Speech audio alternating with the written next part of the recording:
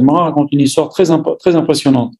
Il y avait un Rav, un Amora, qui marchait, et il croisait Eliyahu Navi. Il lui dit, Navi, qu'est-ce que tu fais? Qu'est-ce qu'il fait à Kadosh Baruch Hu maintenant? Il dit à Kadosh Baruch Hu, il étudie la Torah au nom de tous les Chachamim, il cite tous les Chachamim, sauf Rabbi Meir. Ça faisait déjà 200 ou 300 ans qu'il était mort, Rabbi Meir. Rabbi Meir est mort après la destruction du deuxième temple. La destruction du deuxième temple, c'est là où, c'est à peu près à cette époque-là ou un peu après le deuxième temple, il y a Rabbi Akiba qui a commencé à étudier, se faire connaître, etc.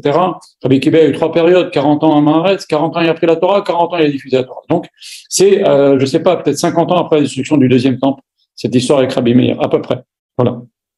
Que Rabbi Meir a commencé à grandir, à se faire connaître. Et donc 300 ans après, ce Amora, les Amoraïm, c'est ceux qu'on trouve dans la Gemara, croise Rabbi Eliyahu Navi qui lui dit à Kadosh Baruch Hu écoute la Torah de tout le monde. Il cite la Torah, il étudie la Torah au nom de tous les Chachamim, sauf de Rabbi Meir. Alors, ce Rav dit à Eliyahu Navi, et pourquoi? Eh bien, il lui dit parce que Rabbi Meir a appris aussi auprès de Acher. Acher, c'est Elisha ben Abouya, qui était un Tana, qui est arrivé au Pardes, ça veut dire à l'état le plus grand niveau de spiritualité, mais il a craqué, il a dérapé. On en a parlé dans un des cours, je ne veux pas recommencer sur ce sujet, mais en tous les cas, après, il a commencé à dégringoler, il a commencé à faire des bêtises avec les femmes, il a commencé à faire n'importe quoi, à dégringoler complètement. Et Rabbi Meir Baalanes, qu'est-ce qu'il faisait?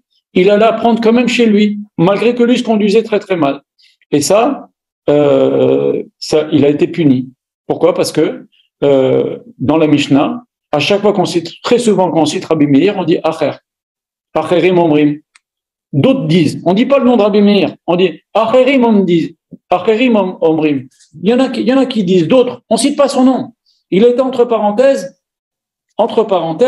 je précise bien, mis au banc. Pourquoi? Rabbi Meir, parce que il a appris chez ce tzaddik qui est devenu un rachat, qui a tourné Kazakh, et donc à Kadosh Baruch Hu, même 200 ou 300 ans après que Rabbi Meir soit mort, alors qu'on l'appelle Rabbi Meir, qui a éclairé les yeux des Chachamim.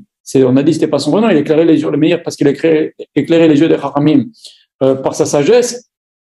Voilà qu'Akadosh Baruch Hu ne veut pas étudier la Torah et ne veut pas le citer. Alors, ce Rav demande à Eliyahu, et pourquoi? Il dit parce que il a étudié chez Elisha ben Abouya, qui est devenu un rachat, Acher. On l'appelle lui-même Rabbi Elisha ben Abouya, on l'appelle Acher. L'autre, on ne veut même pas citer son nom. Alors ce Rav, qu'est-ce qu'il dit? Il dit, mais enfin, Rabbi Meir Baalanes, il a mangé le fruit, il a laissé la peau, il a laissé l'épluchure. C'est-à-dire que ce qu'il avait à apprendre de Elisha ben Abouya, il a appris, et il n'a pas du tout été influencé par le mal qu'il y avait chez ce Rav qui était devenu un rachat.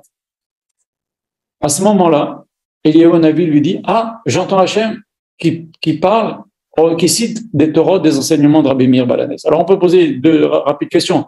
Qu'est-ce que c'est que cet enchaînement d'événements? Pourquoi Eliyahu Navi il est venu, il leur a raconté ça? On dirait qu'Akadosh Baruch Hu a décidé dans le ciel que ça suffit. La période où Rabbi Meir Baalanes n'est pas cité, ça a duré 200 ou 300 ans. Maintenant ça suffit. On va demander à quelqu'un sur terre de trouver un argument à la défense de Rabbi Meir. Et c'est ce qui s'est passé. Il dit pourquoi Hachem ne veut pas? Hachem ne veut pas à cause qu'il était avec Elisha ben Abouya. Alors il a expliqué, il a dit non, mais enfin, il a pris que l'intérieur, il s'est pas influencé. Et donc Hachem a commencé à citer dans le ciel Rabbi Meir Baalanes. Ceci pour vous dire le poids d'une petite parole, même pour quelqu'un de décédé, et même quand il s'appelle Rabbi Meir Baalanes, on peut aider.